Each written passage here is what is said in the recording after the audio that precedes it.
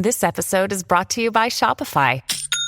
Forget the frustration of picking commerce platforms when you switch your business to Shopify, the global commerce platform that supercharges your selling wherever you sell. With Shopify, you'll harness the same intuitive features, trusted apps, and powerful analytics used by the world's leading brands. Sign up today for your $1 per month trial period at shopify.com/tech, all lowercase. That's shopify.com/tech. TIAA is on a mission. Why? Because 54% of Black Americans don't have enough savings to retire. So in collaboration with big-name artists like Wyclef Jean, TIAA released Paper Right, new music inspiring a new financial future. With 100% of streaming sales going to a nonprofit that teaches students how to invest. Stream Paper Right now and help close the gap. There we go. What's up, guys? Welcome to the sesh. Today I got a special guest. Mo, what's going on, man? What's going on, Josh? Where are you coming from, bro? Coming from Bronzeville, and then stopped at the office real quick. And how was the drive? The drive is the drive. I've been doing that drive since 2010. Wow, dude. Because when I first moved back to the Valley, my family is in Bronzeville, but I worked here in McAllen. So before, I actually lived in McAllen, and I would drive to Bronzeville to see my at the time, girlfriend, now wife.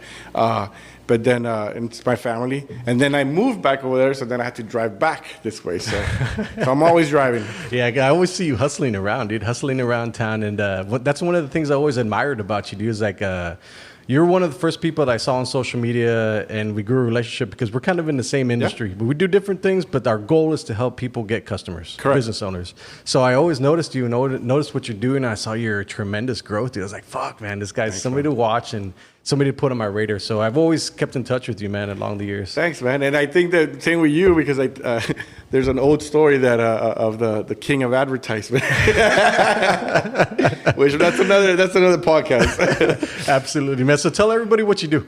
Yeah. So I own a digital marketing company. I am the founder, partner, owner of Cobalt Digital Marketing, and we specialize with SEO, search engine optimization, content creation, data management, and I like to say that I'm more data driven. And we do that to make sure that your business grows and gets leads and whatnot. Awesome. So one of the coolest things, well, I guess this is not cool because I was in Phoenix, Arizona. I went Sorry to interrupt. Yeah, sorry, go for it. And I do make websites, even though like my entire family thinks that that's all I do.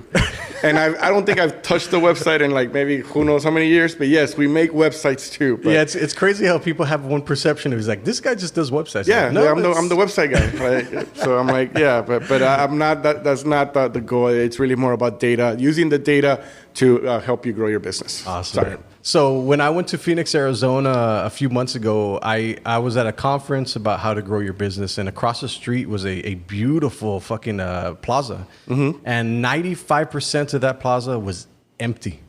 And then I started thinking about it. I was like, dude, yeah, 10 to 12 million businesses close every single year. How does that make you feel? I mean, it's tough, man. I think, it's tough. How does it make me feel? I mean, yeah, sad, I guess, because I know what the struggle and, the work that's involved in just starting a business. So, to close down, I've been fortunate. I've never had to close down. I mean, this is, I guess, one of my many businesses, but like, I guess I did close down my first business, and I guess we could talk about that too. But yeah, I think that it sucks, man. It really does. Yeah. And I saw that, dude. I was like, man, it kind of solidified what I was already thinking is like, because back when I used to work with Triggers back in the day, our goal was to help 100,000 businesses, and we were really aggressive, but it just didn't work. So along the way, I kind of I went my own path, and then I started helping businesses out. But then a few years ago, it came to me again. I was like, I started getting lazy, and I was like, fuck, dude, there's so much more I can be doing with my time. And then that's when I became purpose driven. Yeah. It's like, I want to help 100,000 businesses because I found out that 10 to 12 million businesses close every single year. And I figured out a way to bring in customers for them. So I've been pushing that like crazy. And I think it's coming from an educational and informational type of thing, which we talked about earlier. It's like, why do businesses not use advertising or digital marketing? And we were talking about the educational aspect of it. Can you kind of touch on that? Yeah. I mean, I think that, understanding what it is we do. I'm glad that you started with that question because, I think, sometimes people don't know what we do, you and me specifically, right? Like they just think, they just, do marketing or advertising or websites. So I think as a business owner, it's important and I think crucial that you understand and you educate yourself on the tools, the data, the customers. Like, you have to have focus on something, right?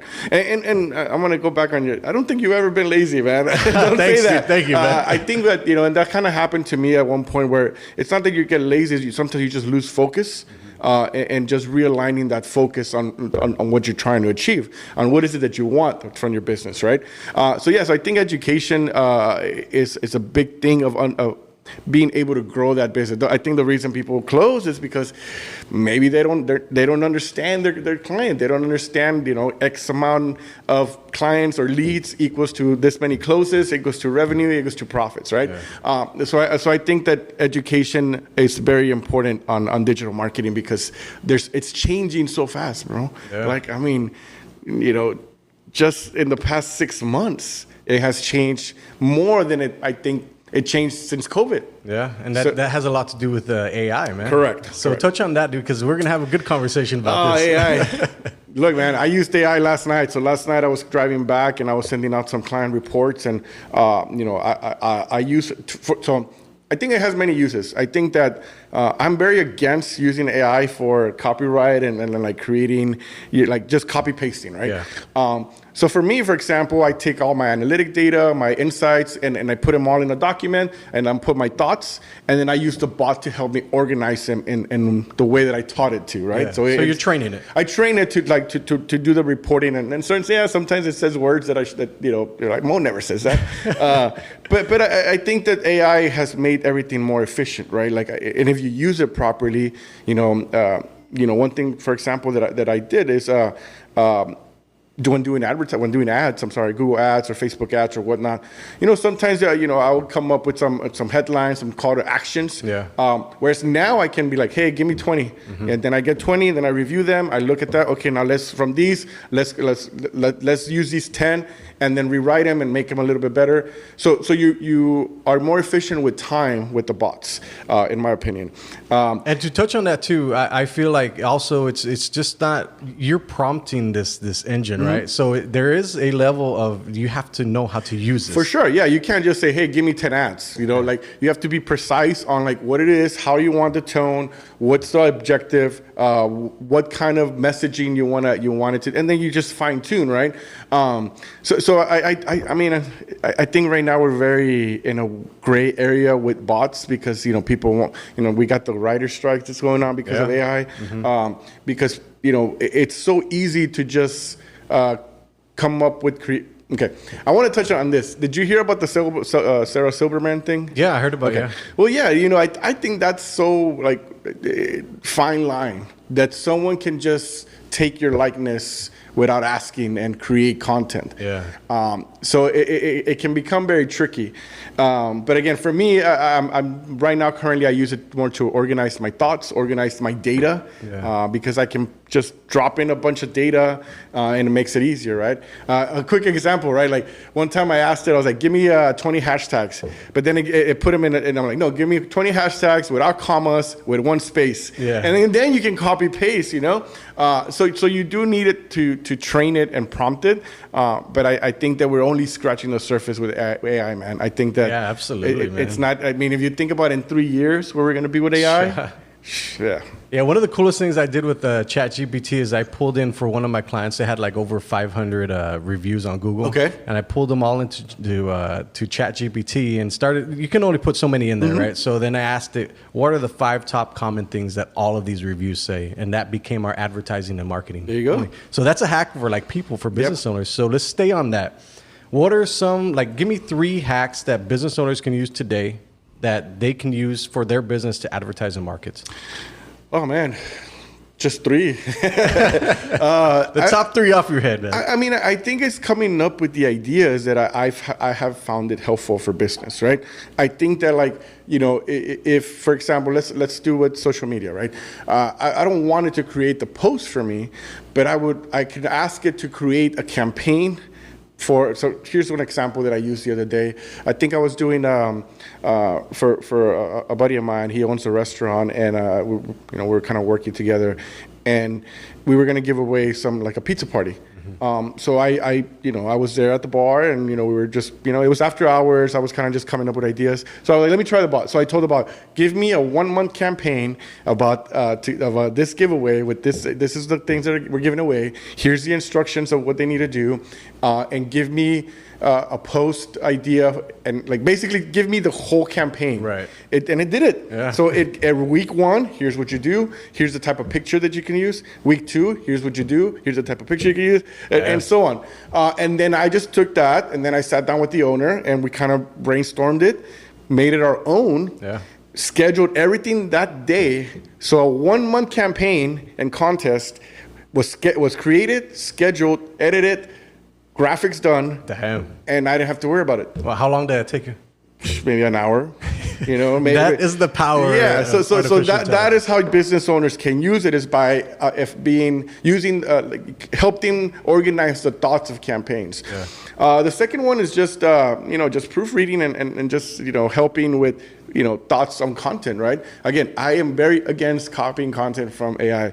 I don't think you should do it. And in my opinion, Google's gonna penalize you. Like, I mean, there's no proof of that, but I think now with Microsoft doing I think it's $30 for their bot, they're going to start charging. Google has their own. Eventually, they're going to make it to where if you have a copy pasted article, like they're going to penalize you on either Microsoft or Google. That's what I think. Yeah, but I mean, you're coming at it from an ethical type of I guess a viewpoint, because you've been in it for so long. This is your specialty, so you can kind of foresee that. Yeah, I mean, I see that. I mean, I've worked SEO since I was 21.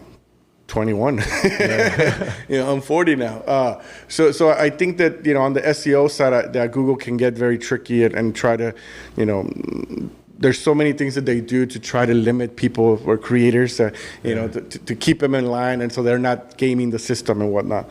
And I guess so that's for content. I mean, just organizing thoughts. So, for example, like you could do something like, let's say there's an article about how to best promote your burger, right? And you can ask it to summarize that article, and then you get some idea. Then maybe you can write your own or create different posts from that summary. It's also really the third. So that's the second, content. The third is just note taking, man. That is probably where I use it the most. So on my meetings, like my staff meetings, client meetings, I literally just put up my laptop and just start typing notes, like just chicken scratch, right? Yeah. And then I take that and I tell ChatGPT, hey, make this into a good note system or a good note. Something legible. Understand. And then it puts it gets it in categories. It summarizes it the way, and it takes my thoughts that I just kind of wrote all over the place, and then I can give that to my team, and they're able to execute whatever needs to be done. Yeah. So I think that those would be my 3 things. And that's very smart, dude, because it's interesting to see how people are using it. Like I use it more as I'm writing articles, right? So I'm pushing out content that would help business owners, but also at the end of the day, I'm using it for research, man. Like the research aspect of it, dude. Like you have a humanities expert in your pocket. Yeah. At any time, you can call upon it and just have a conversation, and you can have an intellectual conversation. I think that people really need to understand is that ChatGPT is about the prompts. Mm-hmm. So touch on that. Yeah, I mean, I think it's prompts and just being able to sort through a lot of data very quickly, right? I mean, there's plugins for it too that now you can pull like you can actually give it a URL. And it can read the article. Yeah, it's awesome. And then it can spit out whatever you ask for. Have you used Yabble yet? Yeah, no. What is that? Yabble creates customer insights off of anything, dude. It creates customer surveys, so you get to know your customer better that you're targeting. No, I haven't used that. It's awesome, man. I use it for everything now. Nice. Yeah. So I think that just being able to understand the prompts and the queries that you're going to be, like what you're asking for and what is it that you want from the bot, it's important. And I think that's that's going to differentiate the people that just use it like for whatever, and the people that actually use it for its full potential. So, yeah. Do you feel like AI is going to replace a lot of jobs? I mean, I think that's just a natural thing of, like whenever a new technology comes around, right? Like, whenever something new comes and they're like, oh, that's going to take all the jobs, I mean, you look at like fast food and how, I don't know, and I bring that up because we were talking about how the robots now can take your order and like, eventually that's all going to be automated. You're going to be able to go to McDonald's and order everything from your phone or from the screen, and then a machine's just spitting thing out because there's a process, and then you get your order. And now, can a real human do that? Yeah. Is it more efficient for a bot to do it? Yeah. But then you still need humans to be making sure that there's process, there's QA, that that the meat is coming out right, that these things are happening. So I don't know. I don't have the answer for that. I mean, I think that's the big thing with the writer's strike, right? Because I do feel that they wouldn't be doing that if those big companies didn't already have some thought that, maybe we can replace some of these jobs. Yeah. Because if that was not the case, then I think they would have been over. But, when they're talking about generating like a copy of a person's, performance, and then having that and being able to recreate whatever you want from just a little 5-minute clip, man. I mean, that's, So I don't have an answer. I hope that it doesn't replace everyone. But I think that the way you move forward is by finding the ways that you can make the job efficient and still be able to have someone work that job. But I don't know, man. I mean, if someone can write a piece of content and I know for sure that it's like not detectable by like we think a human wrote it. Yeah. That's tough. Yeah, it's going to be an interesting thing, man, because, I mean, they're already talking about, like, these big Hollywood movies that you'll be able to, just to be able to text to picture, text to video. Have you seen the Secret Invasion? No, I have not. So that the opening credit, it was done by AI. It was a big issue. So it's actually like an animation. And the company that did that they've done other intros, like I think they did a bunch of Marvel ones, and they've done some other Disney ones. And this specific one, because of the content of the show, which is, I don't know how nerdy you are on Marvel, but not too much, man. Well, it's about these guys that they're like chameleons, right? And they could change appearance. So the opening scene, or not the scene, but the intro, it's very animated, and it's kind of shifting into like for human to like this alien thing, and that was all done via AI. Obviously, the company they still hired a company with people, and those people used the AI because they wanted that feel, and I think in a sense they almost wanted people to know that it was done by AI because of the show, but now there's a lot of backlash because like you see people are going to start using AI. Like why do I need to hire a big production company if you can get someone to just recreate that intro? Yeah, and you're right, dude, because that's very appealing to somebody like me, because I no longer have to go out and film. Yeah. Like, it literally text to video, it becomes my ads. And if they convert, it doesn't matter. I get it, like, why it's super appealing. And there's twice that I've gotten that, like, aha moment from ChatGPT. This is the weirdest thing. I got that dopamine hit so hard. I typed it in, and I got exactly what I wanted, and I felt that dopamine hit. I was like, fuck, dude, this is strong. I agree, man. Like it's dangerously strong, man. I mean, I think I did that happened. I'm trying to remember, but yeah, there was one time where I just had I needed to write like a little script for like a voiceover, and I said, hey, write me a voiceover for this and this and this, and it did it, and I was like, whoa, yeah, dude, it's crazy. Is better than I could have written it. Yeah. So it's an interesting thing, man, because it is. I think the people that learn AI and implement it are going to take over the jobs from the regular people that are. Yeah, I think that's where it's going, man. I mean, I think that this writer's strike would have ended if there was not something in the works already to figure out how to replace people, which is so bad to say and think about, but yeah, that's where we're at. Yeah, let's talk about how you grew your business, dude, because I am in the same thing right now. I'm in growth mode, so I'm removing myself from certain positions in my business to be able to get other people on and manage that. So can you kind of coach me how you do it? That's a tough question, huh? I guess just give me the 3 top things, man. Give you the secret. Yeah, man. I think it's experience. I've been doing this since I was 20, man. My first business was when I was 21. Yeah. So I'll give you like a brief on that. But after I was in the military. I served in the United States Navy for 4 years. While I was in the Navy, my last 6 months in the Navy, I was like, what am I going to do, right? So I used to work on radar, F-18 radars. Okay. I fixed all the antenna, the radar exciter, the power supply, and the transmitter. Can you still do that if you had it in front of you? So, yes and no. So the way that it... you know what? I'm going to talk about this because this is probably the first time I talked about it in a long time. Go for it, man. But basically, it's a huge machine, like from that end, probably all the way to the end where the green screen is. Dude. So that's the machine that tests all this equipment. It was called the CAS system. There was an older one called the RSTS system, and that one, I didn't use that one. I used the newer one. And basically, you took the transmitter, right, and it was like that big, and then you pop it in, and then you connect all these things, and it replicates the jet. Mm-hmm. And then it tells you what's wrong with it. My job, I wasn't like super deep level, so like basically they're all circuit cards, and then it tells you what circuit card's wrong. You take the circuit card out, then you kind of, figure it out. And basically my training was an electrical engineer trained 4-year course in 2 years. So, wow. So I went to school for 2 years in the Navy for that.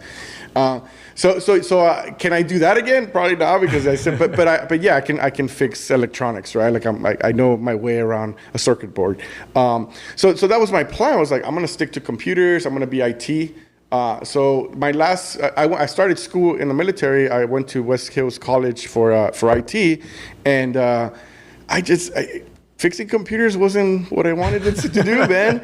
So I was like, you know what, man, this is not it. So so then a friend of mine told me about websites. I think that's how it stuck, that I make websites, right? He's like, dude, you can make some Flash websites. You remember Flash? Yeah, dude. Macromedia Flash or Adobe Flash eventually. So that's how it started, man. And my, right before I got out, I kind of came up with a plan. And I went downtown there in California in Lemoore, and I just started knocking on businesses. And my first client was a Mexicano bridal place in like downtown of a nowhere city in California. They paid me $500 a month to make them a website and to just kind of help them market like online. That's where it all started. And that's where it started. And those $500, when I got out, I kept the client for a while. Came back to Brownsville, and I opened up a little business there in Alton Glore, and I was there for about 2 years. So that's why I bring it back to the closing down. It was good for 2 years because nobody was doing websites and whatnot. But then I had to close down, because I think the technology wasn't, especially here in the Valley, people still, they're like, websites, why do I need a website? Right, yeah. So because of that, that's where, I stopped it, and I went to Austin, and that's where I kind of worked for a lot of startups over there. One in particular was a one that did SEO. And that's how I got into SEO, Gotcha. Into like really like how do you do a search engine optimization, and I did that for a while, and then when I moved back to McAllen in 2010, that's when I kind of started just doing it down here, and I started Cobalt 7 years ago. Wow. So I gave you all that context because I think if I didn't go through all that, this Cobalt would not be where it's at right now. Right. That's what I'm trying to say. The foundational skills. Yeah, I made a lot of errors in the beginning, and I think that's fine for business owners, entrepreneurs. I think you need to understand and go through those events, whether it's accounting or customer relationships or employees. How do I handling employees? All these things that. I think you and I now are like, okay, but when we first started, we don't know. Yeah, because you wear a lot of hats as an entrepreneur. Exactly, right? So with Cobalt, I think it's been a good journey where we just stick to what we know, and we're talking off before we started, but about how I kind of going back to what I actually do, which is SEO and digital marketing as as a whole, right? Yeah. You know, when you know, if you try to venture into, oh, here's the new AI thing, right? Let me go sell that, or social media. Now we got Threads. Let me go try to get I think that's you're setting yourself up for failure. If you like, stick to what you know, do it well, and do it consistently, and I think if you do those things, there's your three things. You can grow, and when you try to like spread yourself too thin, I think that's when you set up for failure. And I think the one biggest thing that I've learned is learning how to say no, man. I think that's the hardest for you and me, right? I want to help everybody. I want to do everything. But the moment you tell someone, like, I am going to help you with X, Y, Z, and because maybe there's not, like it's a friend, or maybe it's someone that you're just trying to help and the money's not there, or whatever X reason, and then you don't complete that, or you don't, then you look bad, and that's how it starts trickling back down because you start getting caught up. I think I had a hard time with that. And I think that, anybody that's seen this and I work with, I do think that sometimes I try to do too much. And I think you just set yourself up for failure there, man. And you're right, dude, because what it's known as is shiny object syndrome. Since we think we've had successes in the past, we think we can possibly do good in every single thing, but that's not the thing, dude. It's like you literally have to focus on one thing, get fucking good at it, and then just stay your damn course, dude. It's and then things will come, and I think that, and also I never try to sell. I know that sounds so counterintuitive, but, I do think that in our business, it's easy to sell the dream. Like, hey, I'm going to give you everything. And I try not to do that because, you never know. So how do you set expectations? Like when you talk to a client, how are those expectations met? Like, so I think with us, it's just because, so what we sell is we sell the Cobalt Formula, right? Our trademark. And I've always loved that, dude. It's like you have something that, like, what the hell is that? It just works. It is actually trademarked. So the Cobalt Formula is basically a process. People say it's a package, but at the end of the day, it's a process based on your goals and your budget, right? So and that process involves any technology available at our disposal. So, for example, if you're a small business and you don't have the budget to do Google ads and Facebook ads, well, at least let's start you with Google My Business. Let's get you what you get a website. Maybe not a WordPress because you're not there yet, but you can start. You need something. Let's get you your social media set up, and let's just post, at least once a week, something. Because then, I hate going to Facebook business profiles, and they haven't posted in like months, years, weeks, okay, fine, so you got busy, but, try to have that consistency. So that's one aspect, whereas another business might have a big budget and they want to do it all. So now how do we use all these tools and technologies and platforms to get you to your goals? So that's what it is, like that's what I sell. Like I sell you like a plan, a strategy, a process. I'm not selling you posts or content or SEO, right? SEO is part of the formula, and I'm gonna, give you SEO based on what I think is best for you. And that's how I say, this is, you're buying my expertise. You're buying what I'm telling you. I think it's gonna work. And I think sometimes clients that don't understand that, we're talking about that, if you don't understand that, if you're not educated on how SEO or what it, some people don't even know what SEO is, Because you're right, dude, because I have some people that come to me as like, I want SEO. I was like, do you know what it is? I have no idea. But I want to be in the number one space. I was like, okay, well, it goes a little bit deeper than that. Well, even that right there, that comment I get a lot. And I mean, you're talking about, there's some clients that I've had that, they've had their domain for like 15 years and they're number one. And then you buy a new domain and you expect to be number one. That means you have to go, you have to catch up to 15 years of someone that has optimized, has put content, someone like you. You have so much content out there. You Google my name, I'm everywhere. So if I wanted to catch up to you on content, it's going to take a lot of work and time, right? It's the same in SEO. It's just that you don't see the work on SEO because it's a lot of link building, a lot of back end stuff, making sure that, you're out there in different profiles, your address is correct, all these things that, just need to be aligned so that Google can see, okay, well, this is a legit business and it's talking about XYZ. So let's show it to the user because the user wants this person, this business. So that's basically what the Cobalt formula is finding a way to use whatever's available. Now it's AI. So yes, I implement AI into my process, but that doesn't mean I'm selling you AI, right? It doesn't mean that, I'm selling you a bot. It just means that I'm going to find the best way to use these technologies to better your business, your digital profile. So and I think that's one of the important things that people need to understand is like our goal is to be able to make their business stand out in front of everybody with the best quality, the best content, the best everything for their digital image. Correct. So we're giving them a digital image makeover, and also at the same time we're managing their reputation online. Yes. Can you kind of touch on that, because I think this is something that a lot of business owners don't know. Like, if you're going out there and you're posting yourself on social media, somebody's going to say something. Somebody's going to say something bad at some point. And our job is to be able to figure that out and keep their image clean. Because please touch on that. No, yeah, correct. No, you got me thinking. I actually got a call this morning from somebody else that there was a post on one of my personal things about a company,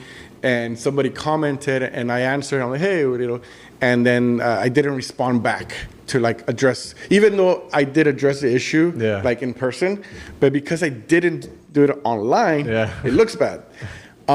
And it just takes that one person, just that one person to say that, and then they're gonna tell their friends, and they're like, hey, this company's bad, or this guy's bad, whatever.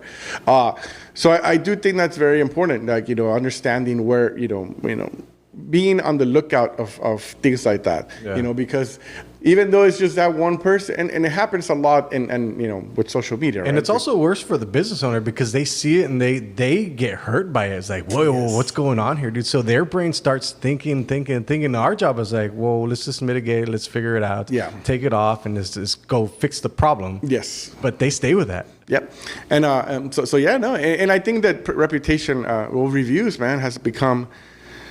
So when SEO started, yes, it was all about who's number one, right? Like, this is 20 years ago, right? 15 years ago. It was different to optimize then and whatnot. Then you got Google creating ads, and then you got them creating different, the map listings. So the organics started kind of going down. So then over the years, people have, people go to reviews. They don't Google. Like, if I need, sunglasses, right? Like, they're going to look for sunglass spot, but then they're going to find and then they're going to Google that company and see what other people are saying. So I do think that every aspect of the digital Is that the process that you've been seeing lately? Yes, yeah. So people now it's even different, right? Now people check the name, they check reviews, they check your social. Yeah. I've had someone tell me like, oh, I Googled you, right before I came to a meeting. So you want to make sure all that's kind of, nice and tidy. So yeah, I think it's very important that you have somebody watching that if you don't have the time to do it. So. Yeah. And you're absolutely right, dude, because one thing that slips through the cracks can literally have a devastating effect, just trickle down. Let's touch on AI again, dude, because that's fascinating to me, man. Where do you see this happening in 3 years? Like, what's happening here specifically in the Rio Grande Valley? Like, where do you see AI touching us in the next 3 to 5 years? That's such a loaded question, but I'm gonna keep it to my industry, right, or our industry. I think for AI for our industry, again, it could be beneficial or not, but I envision like an application. So like, here's a user that's pretty tech friendly, and I think that's where it's also gonna balance, right? The tech friendly people and the not so tech friendly. But like, someone that's tech friendly and they have a business, they go, here's this website to make your own website. Now the AI can make the website. Yeah. So you literally tell it, well, here are my colors, here's my logo, here's what I want selling, and then I want 4 pages, and here's like. Again, back to what you were saying, it's the prompts. You still need to do that. Yeah. Like, it's not just gonna automatically appear. Yeah. So that now you got the website, but now you can tell the AI, okay, now share my website, and the AI is gonna be able to just log into your Facebook, into your social, create a post from your own words or from whatever you tell it, and then say, well, do something similar every day for the next 2 months. Yeah. So I think that's where it's going, where you can automate everything. Now, you still need manpower to automate all that. And I think that's where I see myself, like, people are, Well, do you see some of your staff changing roles, or you're Yes, going to be correct. hiring different people for? Yeah, I think so. I mean, and roles have changed over the years. I used to hire a lot of. If you go back all the way, like when I worked at some startups, computer science people. Like now, computer science people. I haven't hired a computer science student in a long time. And then I kind of switched over to kind of like PR and communications majors. Mm-hmm. So I started hiring some of them. And now, because there are some programs like at UTRGV and obviously at all the bigger colleges, like social media and digital marketing, there's actual marketing like classes for that. Now I can take marketing, because before I wouldn't take marketing students because they were like old school, like they wouldn't train them. But over the years, I think that, the students that are coming out are more versed, and eventually, like, they're gonna know AI, and so I guess to answer your question is like, yes, I think the roles are gonna change. I think that you're gonna just need competent people that understand the technologies and are able to, the skill sets are gonna be different, man. Yeah. And I don't know how the schools are going to adapt to that. That 100% I can guarantee. I don't know how they're going to adapt to that because. How do you teach that? Yeah. Yeah. Yeah, it's an interesting thing, dude. I want to talk about skills. So I feel like sales is one of the top skills that any entrepreneur needs to have. Mm-hmm. What are the top 3 skills that you think any entrepreneur needs to have?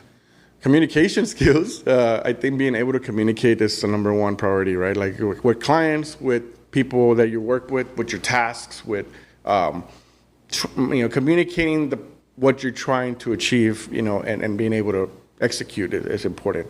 Writing, I guess that goes back to communicating, but just being able to write, because the AI is going to write a lot of stuff for you.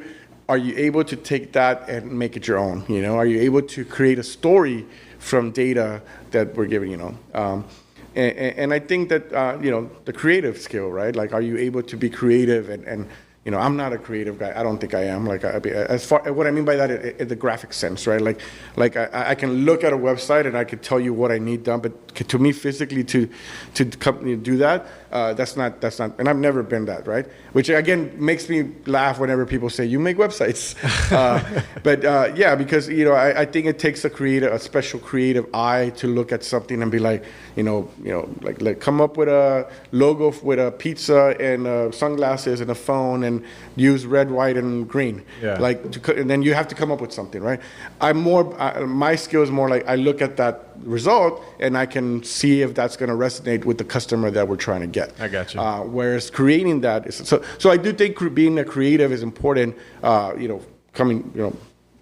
To come to work for digital marketing, because that's how you could get started in posting or social media posts or ads or whatever. Yeah.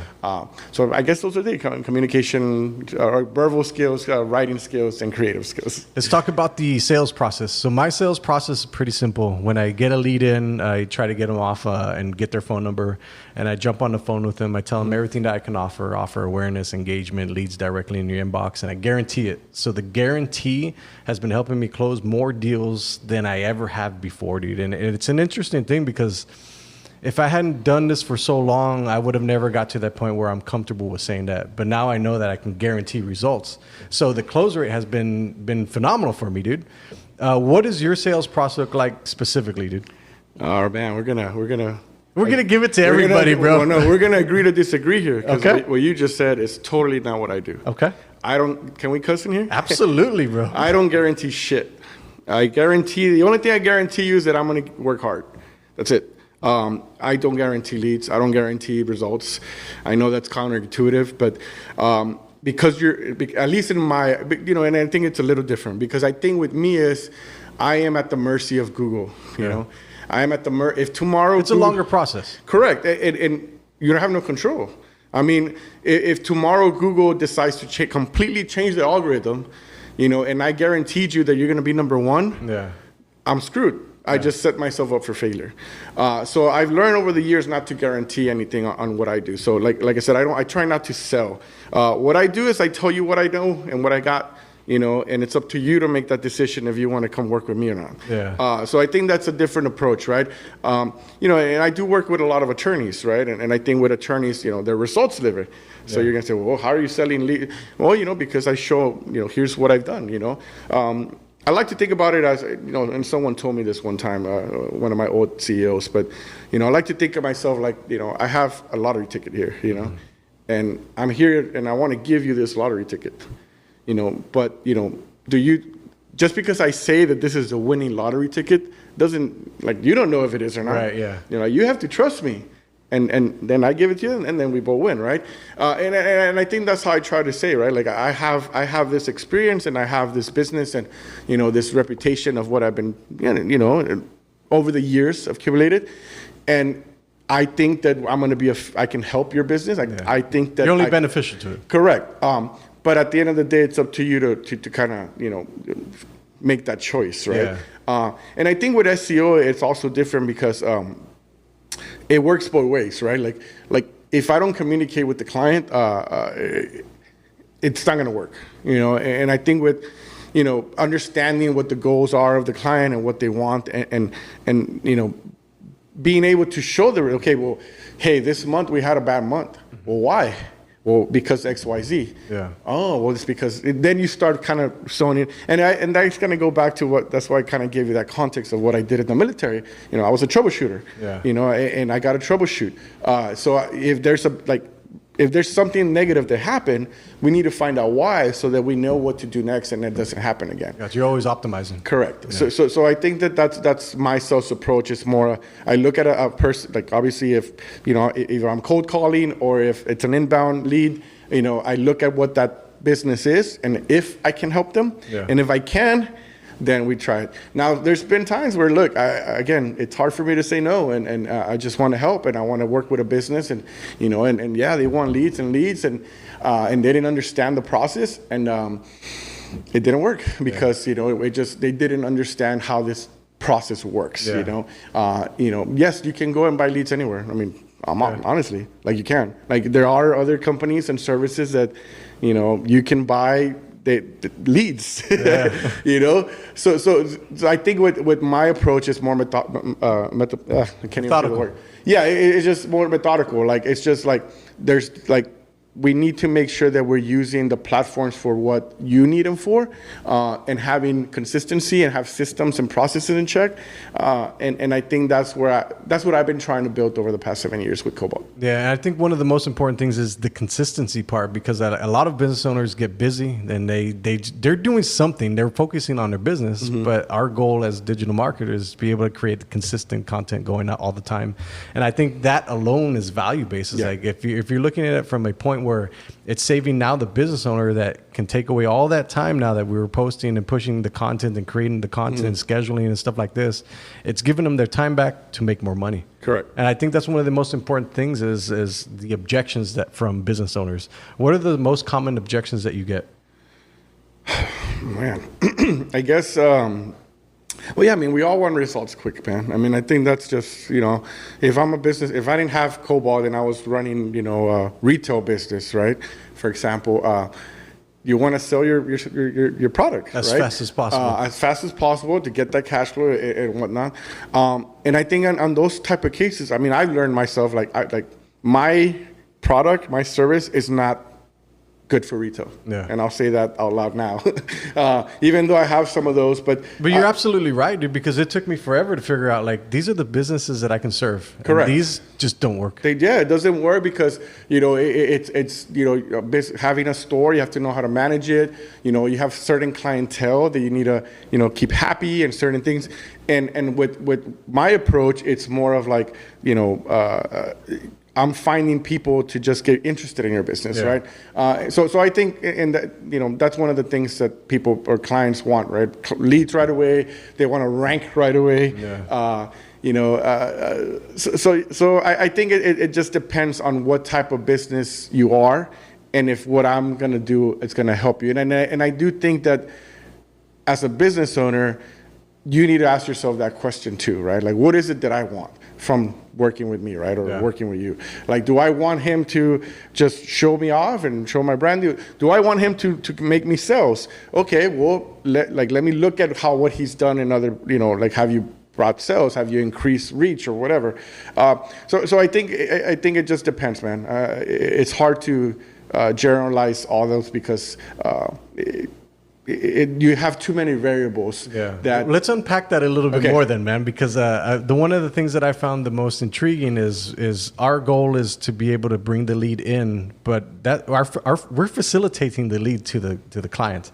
So once it gets there, the client is on the hook now to close it. I feel so. Because so too. I feel like they are the ones that know so much about their business more than anyone else. Correct. They're going to sell it the best.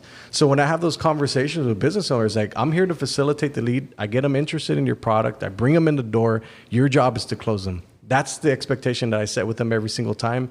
And most of them are fine with it. But then also it goes back to they're busy. Yeah. Well, but also that conversation, I'm glad you're saying that because, I think that conversation needs to happen before you even sign a contract or anything, right? Yeah. Like, understanding that is your intake process, I'm going to kind of switch it with the attorneys, right? With attorneys, and I worked with attorneys, for years. I mean, that's, like I said, when I went to Austin, that's where I kind of learned SEO and I loved it and fell in love with it. And since then, like, I think my expertise is lawyer marketing and SEO, right? Yeah. So anyway, I could give a lawyer a bunch of leads, but then what do you do with those leads? What's your intake process? Like, do you have a system to have someone of your staff call them back, to get the info to find out if it's a real case or not? And then do you give me that info? Because if let's say you do immigration, but I just gave you a bunch of DWI cases, but you don't tell me because you told me you wanted some you wanted everything. Yeah. But now you're getting all these calls and I'm recording the calls and I'm listening that you're turning people away, and then you're telling me that I didn't do my job. That's different. Yeah. That's where that disconnect happens. So I think having the conversation before of how your intake process is, yes, it's only going to help both of you, both of us. I think it is up to the business to close their leads. We are tools for them to get the leads, but then also how is your and now if you don't have one, I want to help you create that, but it's not. I cannot do that for you. Yeah, because they're different things, man. Yeah. Like, if we're selling for them while bringing them in the leads, like, shit, we're giving them a golden ticket. Correct. We definitely can. We can sell them on the products, but then that deserves a higher price and a higher income. And I think the thing that people don't understand is that the sales and the marketing are two complete different things. There's a lot of hands in different things that make the business flow. Well, that golden ticket thing that you just said, I think that's kind of what I was trying to say with my winning lotto thing. Like, at the end of the day, it still doesn't matter if I have the winning ticket. Like, if you don't know what to do with that winning ticket, then what's the point? Yeah. If you guys just, I won, but you don't know how much, or where to cash it in, or what to do with the money that you just cashed in, you're just going to waste it and blow it. Yeah. So I think that was what I was trying to do with my analogy, right? Like, when working with me, it's like, I give you, here's what I got, and here's what I do. How can we use it to better, help you and to, make you grow? Yeah. So, yeah. Awesome, dude. Well, shit, man. I appreciate your time coming on the podcast, dude. Let everybody know where they can find you, man, and use your services. You can go to Cobalt Digital Marketing. Just Google us. Cobalt.digital is our main site. Anywhere on social media, Mauricio Pina, I guess they can find me. So awesome, man. All right, guys. We'll see you on the next session. Peace.